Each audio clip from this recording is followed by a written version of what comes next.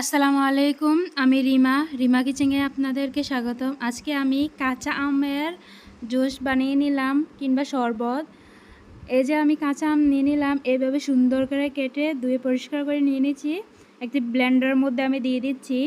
তারপরে ধনিয়া পাতা আমি দিয়ে দিচ্ছি। আমার কাছে পুদিনা পাতা নেই, এই কারণে আমি ধনিয়া পাতা আর 3টে কাঁচামরিচ দিয়ে দিয়েছি। তারপর আমি চিনি অ্যাড করে দিয়ে দিয়েছি। তারপর আমার কাছে বিট লবণ নাই, তাই সাধারণ লবণ আমি দিয়ে দিয়েছি। তারপরে এই যে বরফের টুকরোগুলো দিয়ে দিয়েছি। এই যে গরমের মধ্যে তারপর একটু পানি অ্যাড করে দিয়ে দিয়েছি। পানি অ্যাড করে দিয়ে এখন আমি ব্লেন্ডারে ব্লেন্ড করে নিতেছি। এই যে এই শরবতটা মানে রোদ্রের মধ্যে অনেক মজা লাগে। তারপর আমি লেবু দিতে ভুলে গিয়েছিলাম, তাই মাঝখানে আমি লেবুটা অ্যাড করে দিচ্ছি।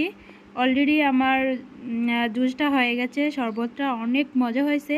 রোদ্রে থেকে আসলে এটাই বারবার খেতে ইচ্ছা করবে। আমার ভিডিওগুলো ভালো লাগলে আমার পাশে থাকবা, লাইক কমেন্ট শেয়ার করে দিবা।